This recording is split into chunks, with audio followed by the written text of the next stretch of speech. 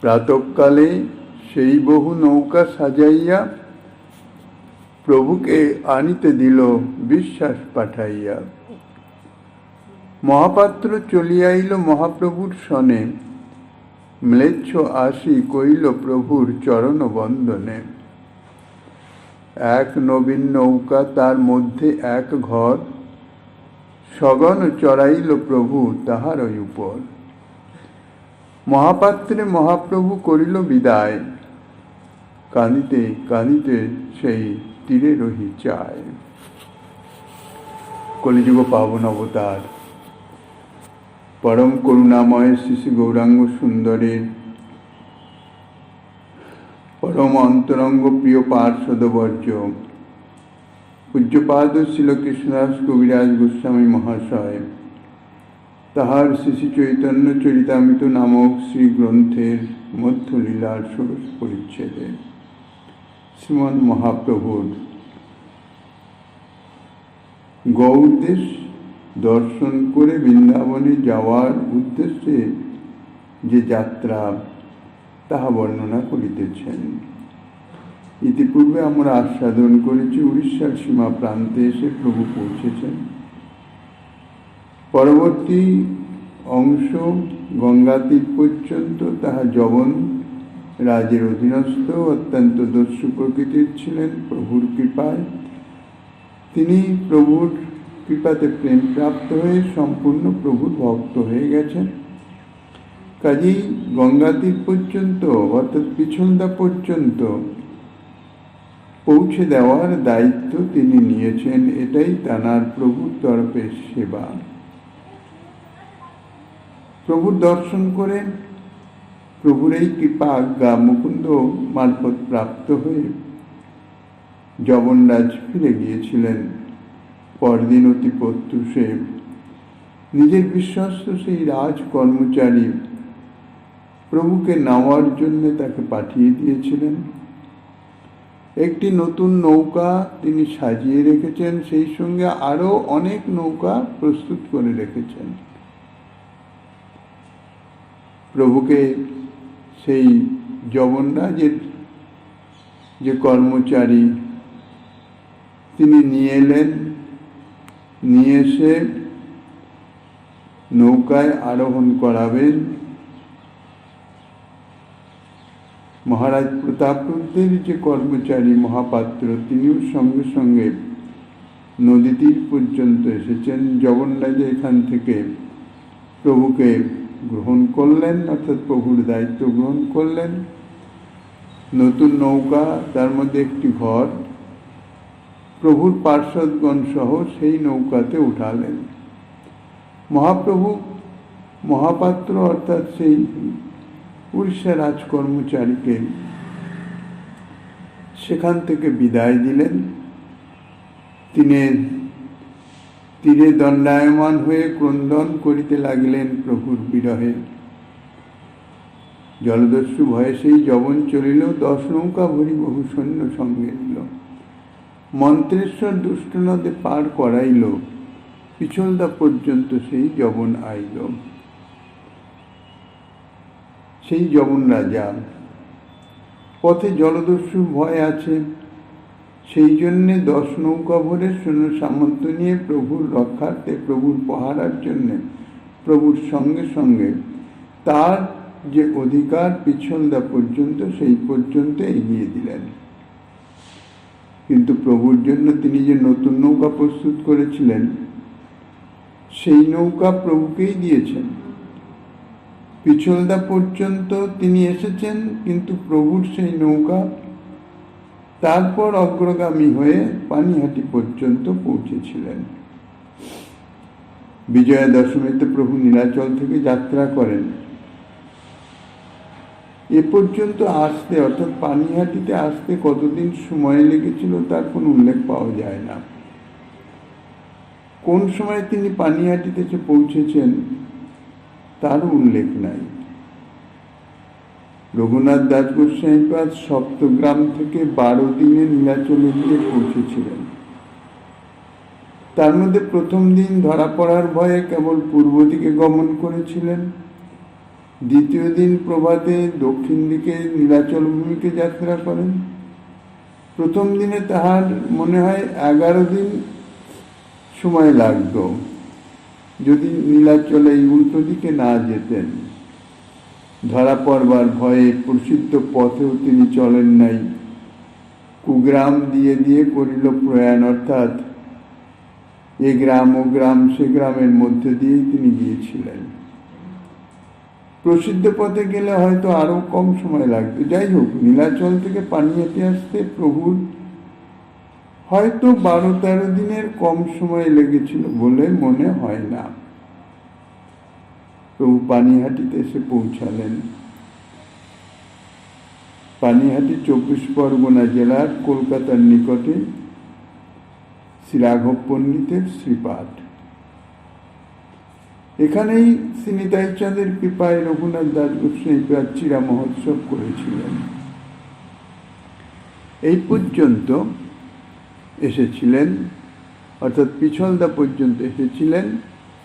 সেখান থেকে তার রাজ্যের সীমা শেষ, কাজে সেই জগন্নাথকে প্রভু বিদায় দিলেন। সেখান থেকে তারে বিদায় দিয়া প্রভু সেই গ্রাম হইতে সেকালে তার প্রেম চেষ্টা না পারি বর্ণিতে। প্রভু যখন সেই জগন্নাথকে বিদায় দিচ্ছেন, তখন প্রভুর বিরহে তার যা আরতি, অর্থাৎ তার হৃদয়স্থ প্রেমের যে সাত্ত্বিক বিকার যা প্রকাশিত হয়েছিল প্রভুর বিরহে, কেননা আর কোনোদিন প্রভুর সাক্ষাৎ দর্শন হবে এমন কোনো আশা নাই। কাজেই অত্যাধিক বিরহে তার যে সেই যে আরতি ভরা সেই যে তার অবস্থা, তা ভাষায় বর্ণনা করা সম্ভব নয়। ইহা প্রভুর অলৌকিক লীলা। তাই বলছেন, অলৌকিক লীলা করে শ্রীকৃষ্ণ চৈতন্য, যেই ইহা শুনে তার জন্ম দেহ ধন্য। প্রভুর লীলা, ভগবত লীলা, তা এক অপ্রাকৃত শক্তি সমন্বিত। শুধুমাত্র শ্রদ্ধা ও বিশ্বাস ভরে শ্রবণ। ভক্তি অঙ্গের প্রথম যে অঙ্গ শ্রবণাঙ্গ ভক্তি, শুধু প্রভুর লীলা, প্রভুর নাম গুণ রূপ লীলা কথা শ্রদ্ধা সহকারে যদি শ্রবণ করা যায়, শ্রদ্ধা অর্থাৎ বিশ্বাস সহকারে, তাহলে তার জন্ম সার্থক, মনুষ্য দেহ প্রাপ্ত তাহাও সার্থক হয়ে যায়। সেই নৌকা চড়ি প্রভু আইলা পানিহাটি, নাবিকের পড়াইল নিজ কৃপা সাথী। সেই নৌকা চড়েই প্রভু পানিহাটি পর্যন্ত গঙ্গা পথে এসে উপস্থিত হলেন। এখন প্রভু পানিহাটির গঙ্গায় থেকে তীরে অবতরণ করবেন। নৌকার যে নাবিক, যিনি তানাকে প্রভুকে পানিহাটি পর্যন্ত নিয়ে এসছেন, তার প্রতি কৃপা করে প্রভু মাঝির প্রতি প্রভুর কৃপাই যেন বস্ত্ররূপ ধারণ করে তার হাতে গেল, অর্থাৎ প্রভু মাঝিকে একখানা কাপড় পুরস্কার স্বরূপ দিয়েছিলেন। কৃপা। প্রভু আইলা বলিলোকের হইল কোলাহল, মনুষ্যে ভরিল সব জল আর স্থল। প্রভু এসে পৌঁছেছেন। একজন কারো দৃষ্টিপথে পতিত হয়েছে, একজন দেখেই সে তাড়াতাড়ি সেটা ঘোষণা করে দিল এবং সঙ্গে সঙ্গে বিদ্যুতের মতন সংবাদ সমস্ত পানিহাটি গ্রামে চতুর্দিকে ছড়িয়ে গেল। আর সকলেই ঊর্ধ্বশ্বাসে প্রভুর দর্শনের নিমিত্ত গঙ্গা তীরে এসে উপস্থিত হলেন। বলছেন, মনুষ্যে ভরিল সব জল আর স্থল। তীর তো ভর্তি হয়েই গেছে, তীরে থেকে দর্শন হচ্ছে না, জলেও অর্থাৎ গঙ্গাতেও, গঙ্গা পথেও বিভিন্ন দিক থেকে প্রভুর দর্শনের নিমিত্ত এসে উপস্থিত হয়েছেন।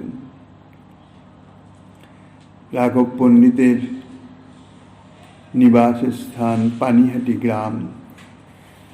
সংবাদ রাঘব পণ্ডিতের নিকট পৌঁছে গেছে। স্বয়ং রাঘব পণ্ডিত এসে উপস্থিত হয়েছেন, এসে প্রভুকেই আপ্যায়ন করে নিয়ে যাচ্ছেন। রাঘব পণ্ডিত আছে প্রভু লইয়া গেলা, পথে যাইতে লোক ভিড় কষ্টে সৃষ্টে আইলা। লোকে লোকারণ্য হয়ে গেছে। তার মধ্যে দিয়ে কোনো রকমে পথ করে রাঘব পণ্ডিত প্রভুকে নিয়ে নিজ মন্দিরে এলেন।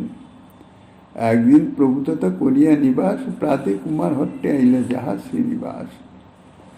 একদিন প্রভু রাঘব পণ্ডিতের গৃহে অবস্থান করলেন। পরদিন সকালেই তিনি কুমার হট্টে এসে উপস্থিত হলেন, যেখানে শ্রীবাস পণ্ডিত অবস্থান করিতেছিলেন। কুমার হট্টেই শ্রীবাস পণ্ডিতের বাড়ি। নবদ্বীপেও একটি বাড়ি ছিল। প্রভু যতদিন নবদ্বীপে বিদ্যমান ছিলেন ততদিন শ্রীবাস পণ্ডিত নবদ্বীপেই ছিলেন। প্রভুর সন্ন্যাস গ্রহণের পর প্রভুর বিরহ অসহনীয় হওয়ায় তিনি কুমারহট্টে চলে আসেন। সেখান থেকে একদিন থেকে প্রভু কোথায় গেলেন তাহা হইতে আগে গেলা শিবানন্দ ঘর, বাসুদেব গৃহে পাছে আইলা ঈশ্বর। বাচস্পতি গৃহে প্রভু যে মতে রহিলা, লোকভীর ভয়ে জইছে কুলিয়া আইলা। মাধবদাস গৃহে তথা সুচির নন্দন, লক্ষ কোটি লোক তথা পাইল দর্শন। এরপর সেখান থেকে শিবানন্দের গৃহে, শিবানন্দ থেকে বাসুদেবের গৃহে, সেখান থেকে বিদ্যা বাচস্পতির গৃহে অর্থাৎ সার্বভৌম ভট্টাচার্যের ভ্রাতা বিদ্যা বাচস্পতির গৃহে। সেখান থেকে যেখানেই যান প্রভু সেখানেই প্রচণ্ড লোক প্রভুর দর্শনে। কারণ প্রভুর যে মহিমা তাহা ইতিপূর্বে চতুর্দিকে অর্থাৎ সমস্ত গৌড় দেশেই ব্যক্ত হয়ে গিয়েছিল। যতদিন প্রভু নবদ্বীপে অবস্থান করেছিলেন ততদিন কেউ অতটা গুরুত্বও দেয় নাই, প্রভুর মহিমা সম্বন্ধে অবগতও হয় নাই। কিন্তু প্রভুর সন্ন্যাস গ্রহণের পর তাহা এমনভাবে প্রচার প্রসার লাভ করেছিল, কিন্তু প্রভুর দর্শন কেউ পায় নাই সন্ন্যাস স্বরূপে। শুধু সন্ন্যাস গ্রহণ করে অদ্বৈত গৃহে যখন এসেছিলেন তখন কয়েকদিন যারা সেখানে গিয়েছেন সেখানে দর্শন পেয়েছেন, কিন্তু স্বল্প স্থান থেকে সকলের দর্শনের নিমিত্ত যাওয়া সর্বদা সম্ভব হয় না। এই জন্য প্রভু যেখানে যাচ্ছেন সেখানকার ততস্থ লোক এবং নিকটবর্তী লোক তারা সব প্রভুর দর্শনের নিমিত্ত এসে উপস্থিত হয়ে যান। 7 দিন প্রভু এইভাবে অবস্থান করলেন। 7 দিন রহি তথা লোক নিস্তারিলা, সব অপরাধীগণে প্রকারে তারিলা। শান্তিপুর আচার্য গৃহে জইছে আইলা, সচিমাতা মিলি তাহার দুঃখ খণ্ডাইলা। তথা হইতে প্রভু জইছে গৌড়েরে চলিলা, তবে রামকেলি গ্রামে প্রভু জইছে গেলা। তাহা জইছে রূপ সনাতনেরে মিলিলা, নৃসিংহানন্দ জইছে পথ সাজাইলা। সূত্র মধ্যে আমি তাহা করিল বর্ণন, নাটশালা হইতে জইছে ফিরি আগমন। নাটশালা হইতে প্রভু পুনঃ ফিরি আইলা, লোকভীর ভয়ে বৃন্দাবন নাহি গেলা। শান্তিপুরে পুনঃ কইল 10 দিন বাস, বিস্তারি বর্ণিয়াছেন বৃন্দাবন দাস। ইতিপূর্বেই বলা হয়েছে প্রভুর যে সমস্ত লীলা বৃন্দাবন দাস ঠাকুর বিস্তারিতভাবে বর্ণনা করেছেন, কবিরাজ গোস্বামী পাদ তাহার সূত্র আকারে সংক্ষিপ্ত বর্ণনা করে এগিয়ে গেছেন। এই জন্যে বৃন্দাবন দাস ঠাকুরের শ্রী চৈতন্য ভাগবতের অন্তঃখণ্ডের 4th পরিচ্ছেদে এই লীলা বর্ণিত আছে। প্রভু সেখান থেকে রামকেলি গ্রামে গিয়ে শ্রীরূপ সনাতনের সঙ্গে মিলিত হয়েছিলেন। এদিকে নৃসিংহানন্দও তিনি মানসে প্রভুর বৃন্দাবন যাত্রার পথ সজ্জিত করছেন পুষ্পের দ্বারা। নিবৃন্ত পুষ্প দিয়ে সজ্জা করছেন, দুই পাশে বড় বড় ছায়াদার বৃক্ষ, তারপরে সরোবর ইত্যাদি নানান রকমভাবে অতি সুন্দরভাবে মনে মনে সাজিয়ে যাচ্ছেন। প্রভু ঠিক সেই রকম পথ দিয়েই অগ্রসর হচ্ছেন। নাথশালা, কানাই নাথশালা, এই পর্যন্ত নৃসিংহানন্দ পথ সাজিয়েছেন, তার আগে আর পথ সাজাতে পারছেন না, মন চলছে না। বারবার চেষ্টা করেও যখন ব্যর্থ হচ্ছেন, তখন তিনি বুঝতে পারলেন যে প্রভু আর এই পথে অগ্রসর হবেন না, বৃন্দাবনে যাবেন না। প্রভু কিন্তু কোন সুদূর রামকেলি গ্রামে রয়েছেন। নৃসিংহানন্দ এখান থেকেই মানস সেবার মাধ্যমে তাহা অনুভব করেছেন। তিনি ঘোষণাও করে দিয়েছেন যে প্রভুর এবার বৃন্দাবন যাওয়া হবে না। হয়েছিল তাই। বৃন্দাবন দাস ঠাকুরের বর্ণনা থেকে জানা যায়, প্রভু কুলিয়া থেকেই গঙ্গা তীর পথে রামকেলিতে গিয়েছিলেন। রামকেলিতে যাওয়ার পথে প্রভুর শান্তিপুরে যাওয়ার কথা কবিরাজ গোস্বামী বলেছেন, কিন্তু বৃন্দাবন দাস ঠাকুর তার কোনো উল্লেখ করেন নাই। আবার কবিরাজ গোস্বামী বলছেন রামকেলি থেকেই প্রভু কানাই নাথশালায় গিয়েছিলেন, সেখান থেকে শান্তিপুরে ফিরে আসেন। কিন্তু বৃন্দাবন দাস ঠাকুর বলেন রামকেলি হতেই প্রভু শান্তিপুরে আসেন। কানাই নাথশালা যাওয়ার কথা বৃন্দাবন দাস ঠাকুর তিনি উল্লেখ করেন নাই। রামকেলিতে প্রভুর সঙ্গে শ্রী শ্রীরূপ সনাতনের মিলন কথা, বহু লোক সঙ্গে বৃন্দাবনে যাওয়ার অসমীচীনতার কথা, প্রভুর প্রতি শ্রী সনাতনের উপদেশের কথাও, এই সমস্ত কথা বৃন্দাবন দাস ঠাকুর উল্লেখ করেন নাই। প্রভুর সমস্ত লীলা পুঙ্খানুপুঙ্খ যে একজন বর্ণনা করবেন তা নয়।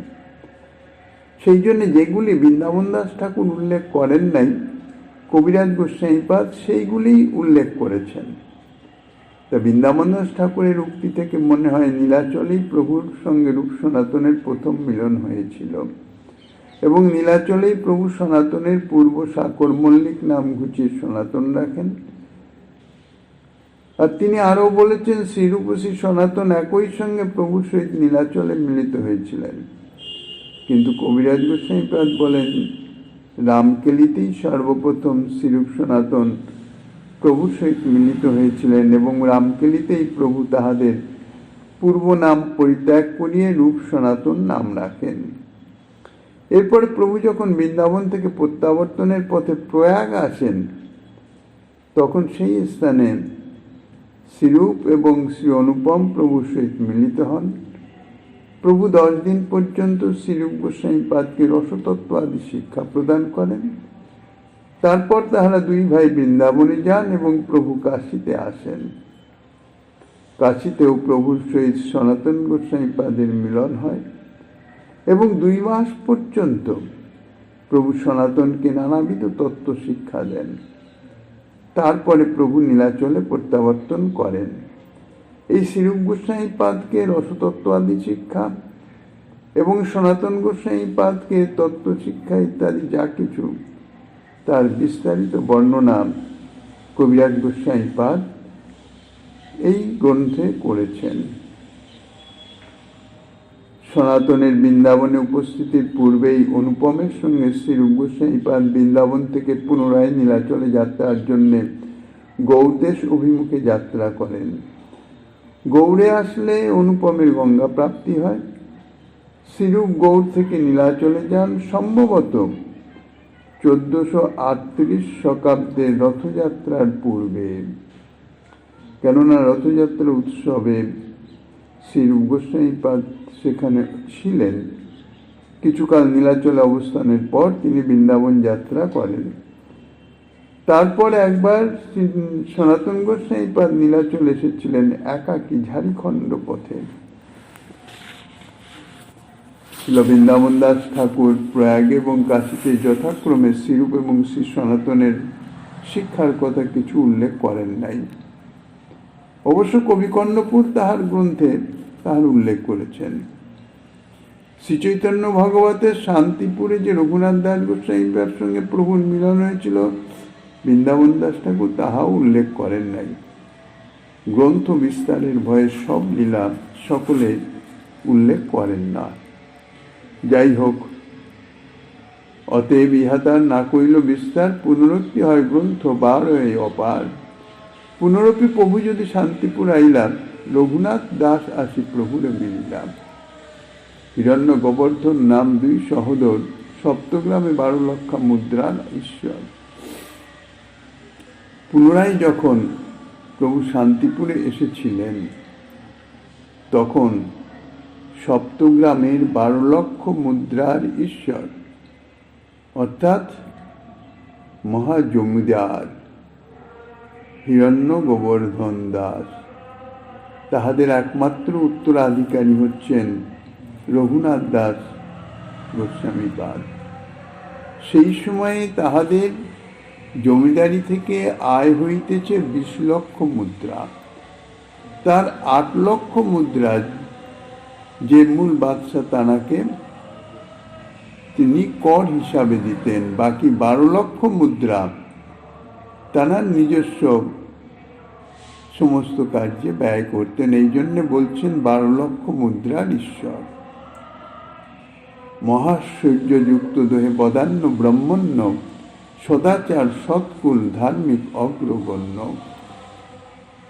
এই যে দুইজন স্বাভাবিক তৎকালীন 12 লক্ষ মুদ্রা বৎসরের যার আয়, অর্থাৎ প্রচুর সম্পত্তিশালী, কিন্তু হলে কি হবে, দুজনেই বদান্য অর্থাৎ অত্যন্ত দানশীল এবং ব্রহ্মণ্য অর্থাৎ ব্রাহ্মণের প্রতিপালক। সমস্ত ব্রাহ্মণগণ যাহারা অধ্যয়ন অধ্যাপন যজন যাজন ইত্যাদি কার্যেই রত থাকতেন, তাহাদের পালন পোষণ ভরণ সমস্ত দায়িত্ব ছিল তাঁদের। অকাতরে সাহায্য করতেন। সাধু ব্রাহ্মণ বৈষ্ণব সকলেরই সেবা করতেন। শুধু তাই নয়, সদাচার সম্পন্ন, সৎকুলীন, ধার্মিক অগ্রগণ্য অর্থাৎ ধর্মপরায়ণ। নদিয়াবাসী ব্রাহ্মণের উপজীব্য প্রায় অর্থভূমি গ্রাম দিয়া করেন সহায়। নদিয়াবাসী অর্থাৎ সমস্ত নদিয়াবাসী, নবদ্বীপ তো নদিয়ার মধ্যে অন্তর্গত, নদিয়া জেলার সমস্ত যে ব্রাহ্মণ, তাহাদের প্রয়োজনে অর্থ, ভূমি অর্থাৎ জমি জমা ইত্যাদি সমস্ত কিছু দিয়েই সহায়তা করতেন। টাকা পয়সা, জমি, গ্রামের সত্ত্বাদি ইত্যাদি দিয়ে নদিয়াবাসী ব্রাহ্মণদের তিনি বলতে গেলে ভরণ পোষণ নির্বাহ করতেন। নীলাম্বর চক্রবর্তী আরাধ্য দোহার, চক্রবর্তী করে দোহায় ভাতৃ ব্যবহার। প্রভুর যে মাতামহ সচী মাতার পিতৃদেব নীলাম্বর চক্রবর্তী, তিনি এই দুইজন হিরণ্যদাস গোবর্ধন দাসের পরম পূজনীয় শ্রদ্ধার পাত্র। গুরুর মতন সম্মান করেন। আর নীলাম্বর চক্রবর্তীও এই দুইজনকে নিজের ভাইয়ের মতন দেখেন। মিশ্র পুরন্দরের পূর্বে করিয়াছেন সেবনে, অতএব প্রভু ভালো জানে দুইজনে। নদিয়াবাসী সমস্ত ব্রাহ্মণেরই সেবা করতেন। কাজী জগন্নাথ মিশ্র অর্থাৎ প্রভুর পিতৃদেব, তাঁরারও সেবা করতেন। কাজেই হিরণ্যদাস গোবর্ধন দাসকে প্রভু ভালোই জানতেন। সেই গোবর্ধনের পুত্র রঘুনাথ দাস। এই হিরণ্যদাস আর গোবর্ধন দাস দুই ভাই, তার মধ্যে হিরণ্যদাসের কোনো সন্তানাদি ছিল না। ছোট ভাই গোবর্ধন দাস, তারই পুত্র হচ্ছেন রঘুনাথ দাস। বাল্যকাল হইতে তেহ বিষয়ে উদাস, সন্ন্যাস করি প্রভু যবে শান্তিপুরে আইলা, তবে আসি রঘুনাথ প্রভুরে মিলিলা। ছোটবেলা থেকেই এই রঘুনাথ দাস তিনি জড়জাগতিক বিষয়ে ভোগে সম্পূর্ণ উদাসীন। প্রভু যখন সন্ন্যাস গ্রহণ করে শান্তিপুরে এলেন, তখন রঘুনাথ এসে প্রভুর সঙ্গে মিলিত হয়েছিলেন। প্রভুর চরণে পরে প্রেমাবিষ্ট হইয়া প্রভু পাদস্পর্শ করিল করুণা করিয়া। তার পিতা সদা করে আচার্য সেবন, অতএব আচার্য তারে হইলা প্রসন্ন। প্রভু সে সময় রঘুনাথের চরণ স্পর্শ দিয়ে কৃপা করেছিলেন। অদ্বৈত আচার্যের সেবাও করে হিরণ্যদাস গোবর্ধন দাস। ওই জন্যে অদ্বৈত আচার্য রঘুনাথকে অত্যন্ত স্নেহ করেন, প্রীতি করেন। আচার্য প্রসাদে পাইলা প্রভুর উচ্ছিষ্ট পাদ, প্রভুর চরণ দেখে দিন ৫-৭। অদ্বৈত আচার্যের গৃহে অবস্থান করছেন, কাজেই অদ্বৈত আচার্যের কৃপায় প্রভুর যে ভুক্তাবশেষ, অবশেষ যে প্রসাদ, যাকে শিখ প্রসাদ বলা হয়, তাহা প্রাপ্ত হয়েছিলেন।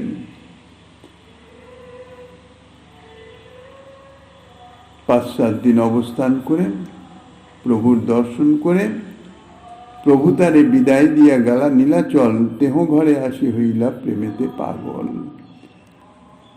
সন্ন্যাস গ্রহণের পরে প্রভু অদ্বৈত আচার্যের গৃহ থেকেই নীলাচলে গমন করেছিলেন।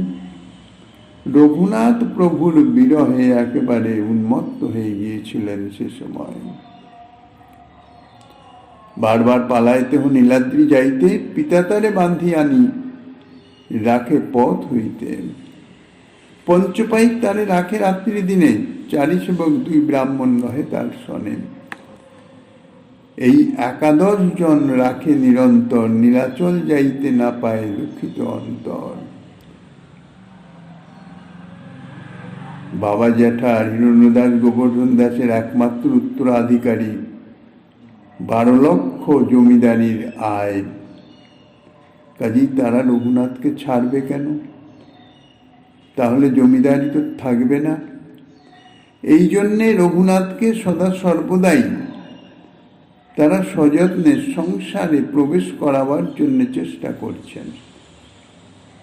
প্রভু নীলাচলে চলে গেছেন, রঘুনাথ গৃহে এসে বারবার প্রভুর সঙ্গে মিলিত হওয়ার জন্যে পালিয়ে যান। পালিয়ে যাবেন কত দূর? হিরণ্যদাস গোবর্ধন দাস জমিদার, তার সৈন্য সামন্ত বর কন্দাজ ইত্যাদি সব আছে। সৈন্য পাঠিয়ে সঙ্গে সঙ্গে রাস্তা থেকেই রঘুনাথকে ফিরিয়ে নিয়ে আসে। বারবার যেই পালিয়ে যায় তেই ফিরিয়ে নিয়ে আসে। এখন পালিয়ে যেতে না পারে, সেই জন্যে দিবানিশি তাকে রক্ষা করবার জন্য, অর্থাৎ প্রহরা দেবার জন্যে 5 জন পাইক সঙ্গে রেখে দিলেন। জমিদার পুত্র, এই জন্যে তার সেবার জন্য 4 জন সেবকও রাখলেন, 2 জন ব্রাহ্মণও সঙ্গে রাখলেন। মোট 11 জনকে তার সঙ্গে সদা সর্বদাই থাকার জন্যে নিযুক্ত করে দিলেন। এখন তো রঘুনাথ তাদের দৃষ্টি এড়িয়ে দিন রাত্রির মধ্যে 24 ঘন্টা কিছুতেই যেতে পারেন না, নীলাচল যেতে পারছেন না। প্রভুর বিরহে একেবারে অত্যন্ত কাতর হয়ে গেলেন। কি করবেন? উপায় নাই, কিছু করারও নাই। এবে যদি মহাপ্রভু শান্তিপুর আইলা, শুনিয়া পিতারে রঘুনাথ নিবেদিলা।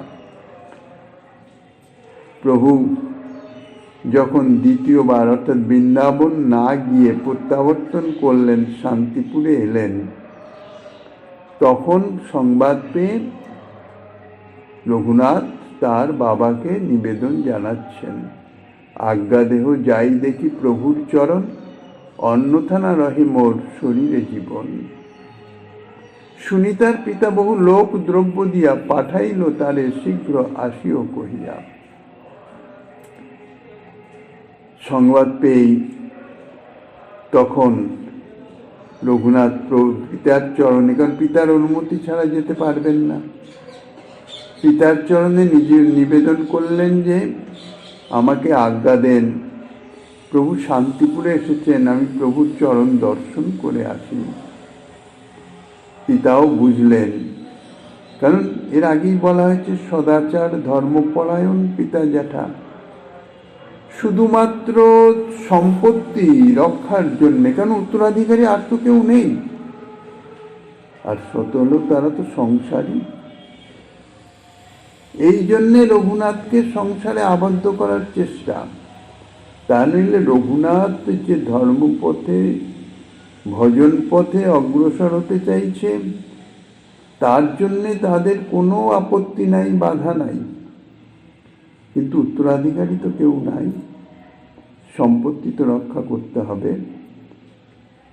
এই জন্যেই বুঝলেন, তার মনোকথা বুঝে তাকে পাঠিয়ে দিলেন, সঙ্গে অনেক লোক দিলেন যেন রঘুনাথ পালিয়ে যেতে না পারে। আর অদ্বৈত আচার্যর গিয়ে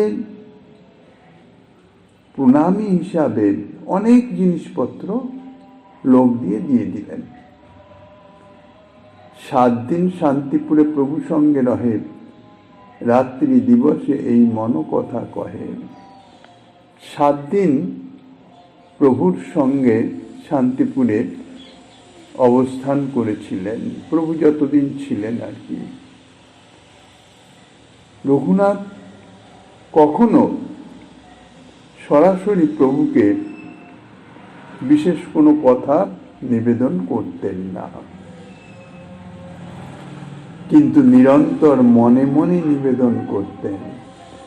এই যে মনে মনে কথা বলা, ইহাকে বলা হয় মনোকথা।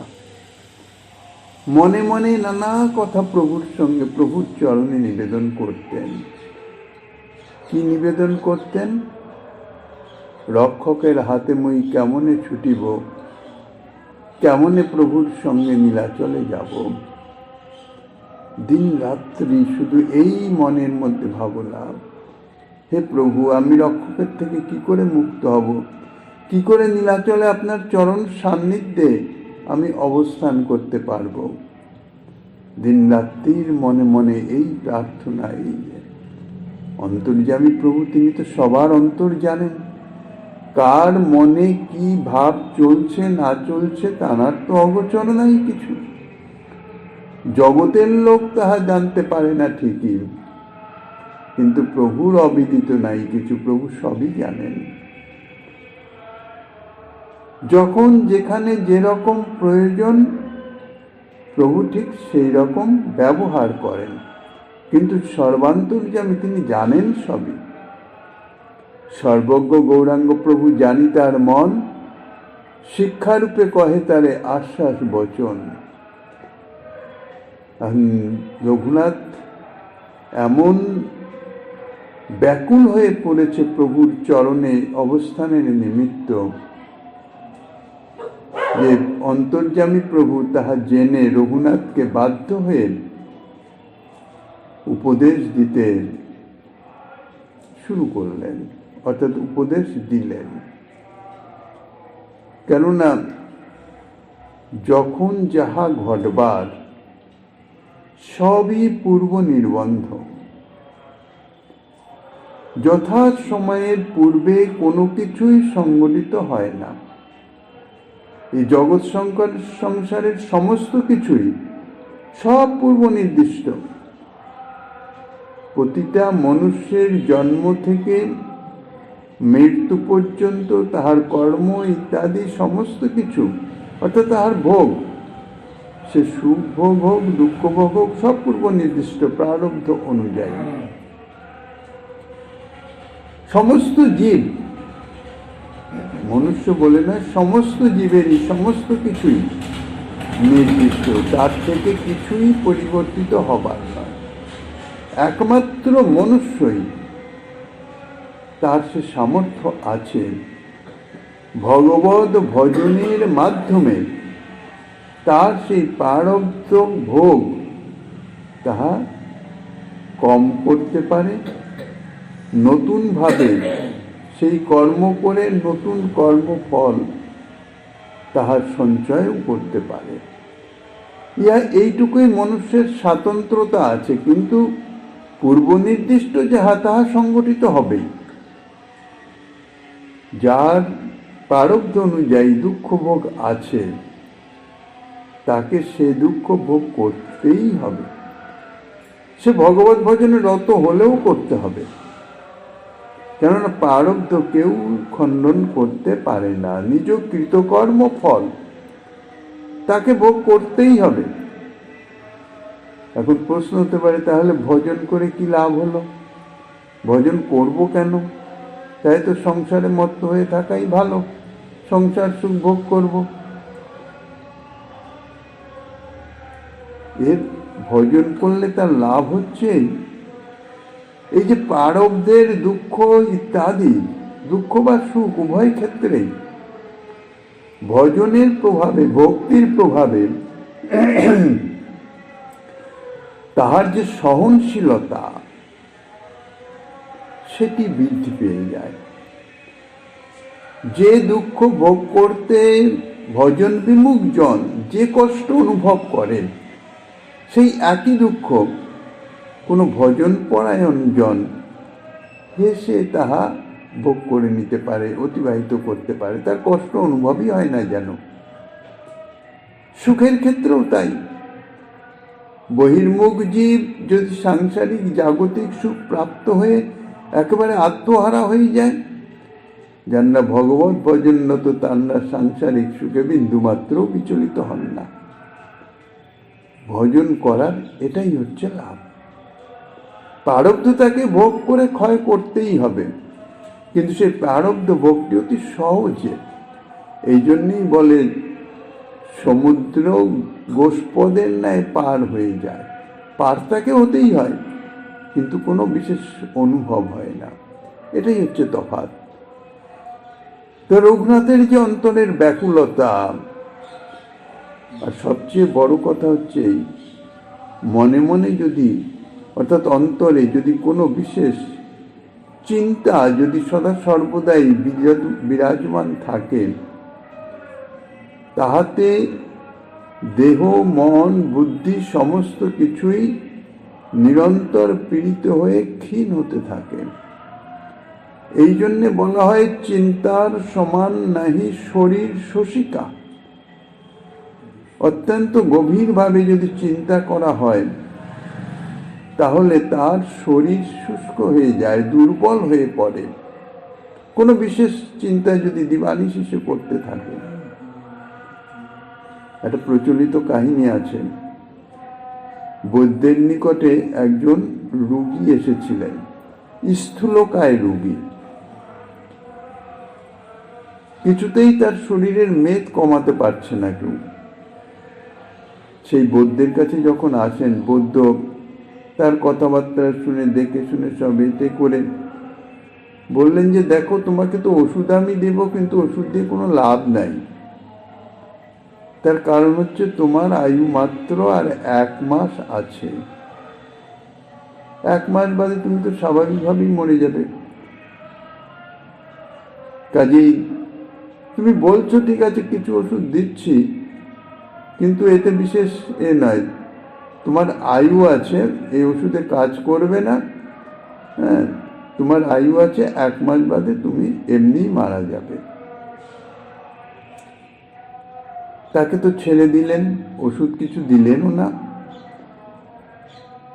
একটা নামমাত্র ওষুধ দিয়েছিলেন আর কি, এটা সান্ত্বনা পুরস্কারের মতন। কিন্তু তার মনে ওই যে চিন্তা ঢুকে গেছে, 1 মাস বাদে আমি মারা যাব, দিবানিশি এই চিন্তা। সময় তো আর বসে থাকে না, দিনের পর রাত, রাতের পর দিন, একদিন করে 1 মাস অতিরিক্ত। এই 1 মাসের মধ্যে সে তার শরীরের মেদ কোথায় ঝরে গেছে, সে একেবারে রোগা পাতলা হয়ে গেছে। 1 মাস অতিবাহিত হয়েছে, তারপরে 1 দিন 2 দিন 3 দিন যায়, সে তো আর মরে না। 3-4 দিন বাদে সে এসছে বৈদ্যের কাছে যে আপনি আমাকে মিথ্যা কথা বলেছেন, 1 মাস তো হয়ে গেছে, আমার তো মৃত্যু হলো না। বলে যে মিথ্যা কথা তোমায় বলেছি ঠিকই, কিন্তু মিথ্যা কথাটাই হচ্ছে তোমার এই মেদ কমাবার ঔষধ। তোমার শরীরে মেদ আছে এখন? বললো না, তা তো নেই।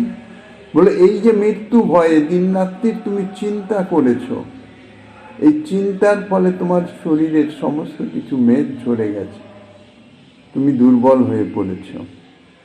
তো এই জন্যে বলা হয় চিন্তার সমান নাই শরীর শোষিকা, শরীরকে শোষণ করে।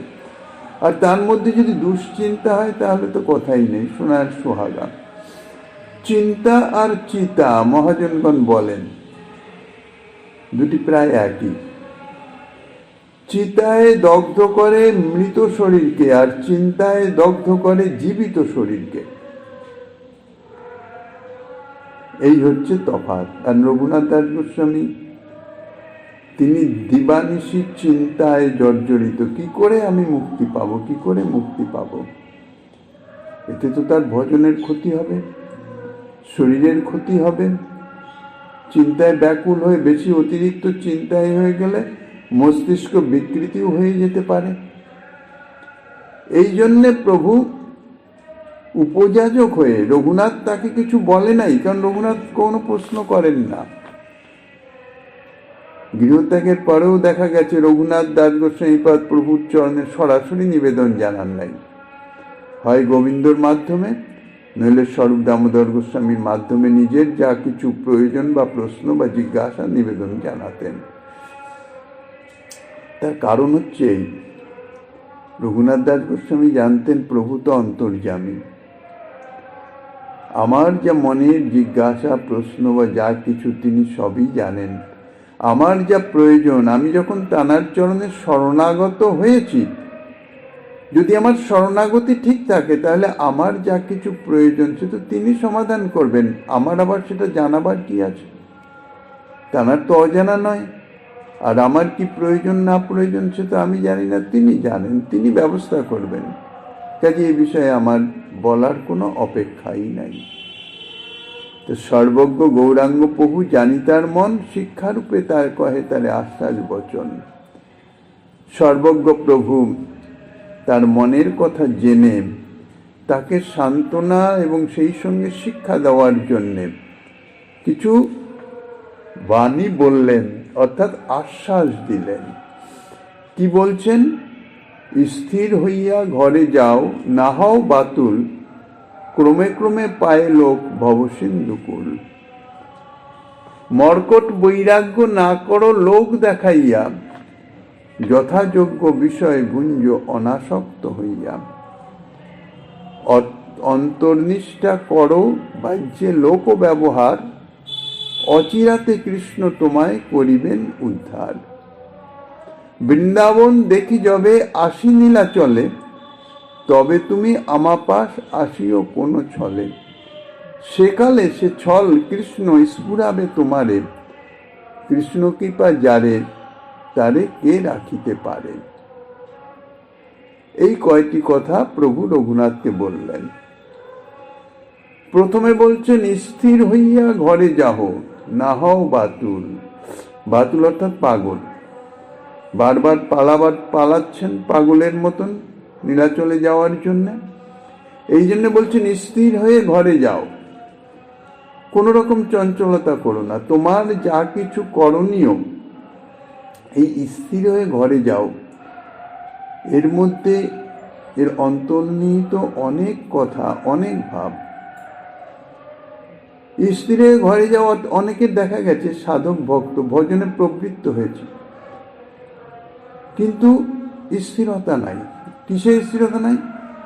আমি এত ভজন করছি, এ করছি, কই দর্শন পাচ্ছি না, এটা পাচ্ছি না, ওটা পাচ্ছি না, এ হচ্ছে না, আমার তো সংসারের আসক্তি যাচ্ছে না, এটা যাচ্ছে না, ইত্যাদি যে অস্থিরতা। ভজনে প্রবৃত্তি, ভজন করছেন কিন্তু এই অস্থিরতা, এটি ঠিক নয়। স্থির হয়ে ঘরে যাও। রঘুনাথকে লৌকিক দৃষ্টান্তে বলছেন তুমি ঘরে যাও, স্থির হও, অর্থাৎ ধৈর্য ধারণ করো। ধৈর্য ধারণ করে তোমার যা করণীয়, তুমি যা করিতেছ, সাধক ভক্তের উদ্দেশ্য হচ্ছে তুমি যা ভজন করিতেছ, যে ভজন নিয়ম যা কিছু করছো, ধৈর্য ধরে নিষ্ঠা সহকারে তাহা পালন করো। না হও বাতুল, পাগল হইও না, অস্থির হইও না। ক্রমে ক্রমে পায়ে লোক ভবসিন্ধু কুল। একদিনে কেউ সংসার বন্ধন থেকে উদ্ধার পেতে পারে না। অনাদি জন্মের যে সংসার বন্ধন অর্থাৎ ভোগাসক্তি, ভোগাসক্তিটাই তো সংসার বন্ধন। এখন কতদিন থেকে যে আমার এই ভোগাসক্তি, বিষয় বাসনা, কত বাসনা সংস্কার যে আমার মধ্যে জমা আছে তা তো আমি জানি না। সমস্ত কিছু তো ক্ষয় করে তারপরেই তো ভগবত পাদ পদ্মে যেতে হবে, অর্থাৎ সংসার বাসনা থেকে, সংসার থেকে মুক্ত হতে হবে। তো সেটা তো আমি জানি না। আমার এই যে সংসার বাসনা, ভোগ বাসনা, সেটি যে কতটা জমা আছে সেটা তো আমি জানি না, আর পুরোটাই আমাকে ক্ষয় করতে হবে। কাজে অধৈর্য হয়ে তো কোনো লাভ নাই। সংসার বাসনা ক্ষয়ের নিমিত্ত শ্রী গুরুদেব কর্তৃক প্রাপ্ত যে ভজন পদ্ধতি, ভগবত ভজন, একমাত্র ভগবত ভজনেই হইতেছে সংসার আসক্তি, ভোগাসক্তি ক্ষয় করবার, খণ্ডন করবার একমাত্র উপায়। অন্য কোনো উপায়ই নাই। তার গুরুদেব প্রদত্ত যে ভজন পদ্ধতি, সেটি ধৈর্য সহকারে, নিষ্ঠা সহকারে সেটি পালন করে যাওয়া, অর্থাৎ ভজন করে যাওয়া। কখনো অস্থিরতা নয়। কোনো সাধক হয়তো অন্য কাউকে দেখলো যে অতি শীঘ্র আমার থেকে কত পরে ভজন লাইনে এসে সে এত বড় হয়ে গেল, এত এই হয়ে গেল, আমি কিছু করতে পারছি না, এই যে চঞ্চলতা, এগুলো ঠিক নয়।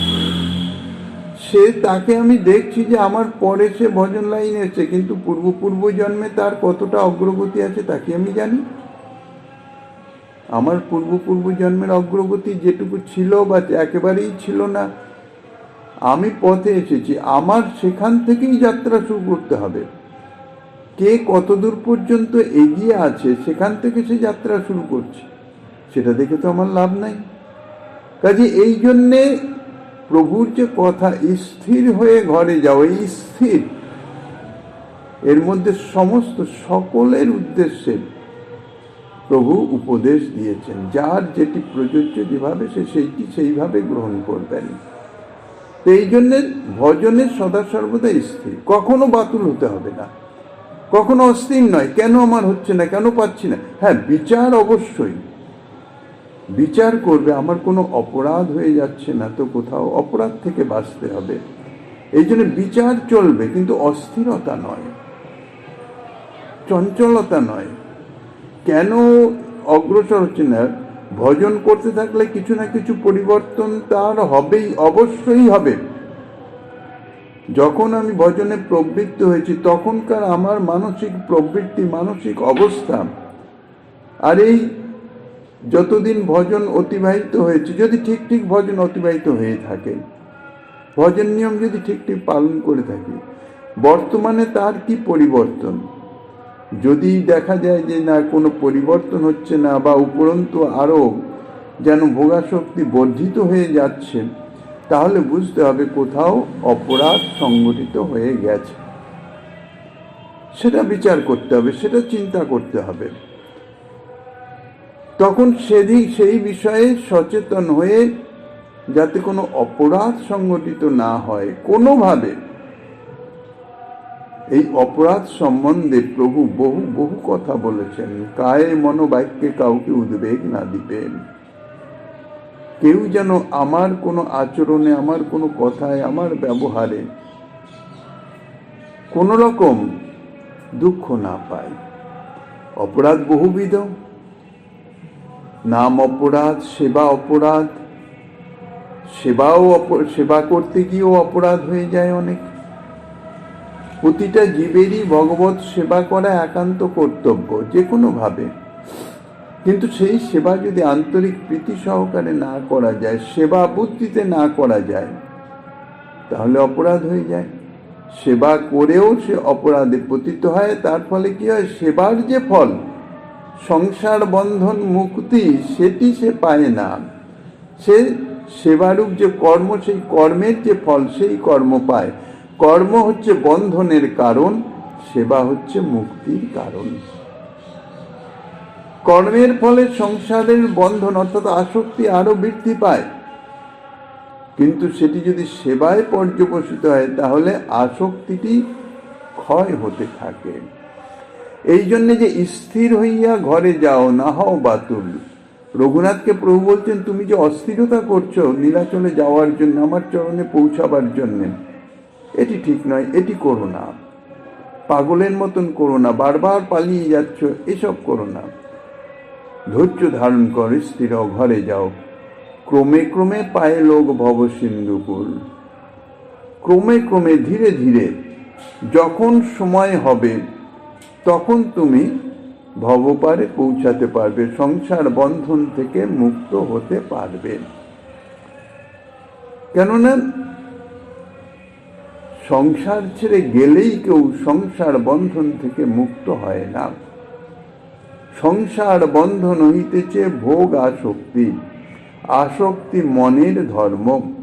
মনের থেকে যদি বিষয় ভোগের আসক্তি, বিষয় ভোগ বাসনা সম্পূর্ণরূপে নির্মূল না হয়, তাহলে তার সংসার বন্ধন থেকে মুক্তি হয় না। কাজে সেটি ক্রমে ক্রমে ধীরে ধীরে ভজন করতে করতে তবেই সে সংসার বন্ধন থেকে মুক্ত হয়ে ভব সিন্ধু অর্থাৎ সংসাররূপ সাগরের পারে পৌঁছাতে পারে। তাই প্রভু তখনই সংসার ছেড়ে যাওয়ার নিমিত্ত রঘুনাথ দাসকে নিষেধ করলেন। এখনই বাতুল হয়েও না, অস্থির হয়ে না, সংসার ছেড়ে যেও না, সংসারে অবস্থান করো। কিভাবে সংসারে অবস্থান করবে, কিভাবে সংসারে থেকে তুমি ভক্তির আনুকূল্য করবে, সেই সম্বন্ধে প্রভু এবার উপদেশ দিলেন। শ্রীমন মহাপ্রভু গিরিধাইলালের কৃপা হলে আগামী দিন তাহার সাধনের বাসনা রেখে অধ্যকার শ্রীচৈতন্য কথার এখানেই বিশ্রাম।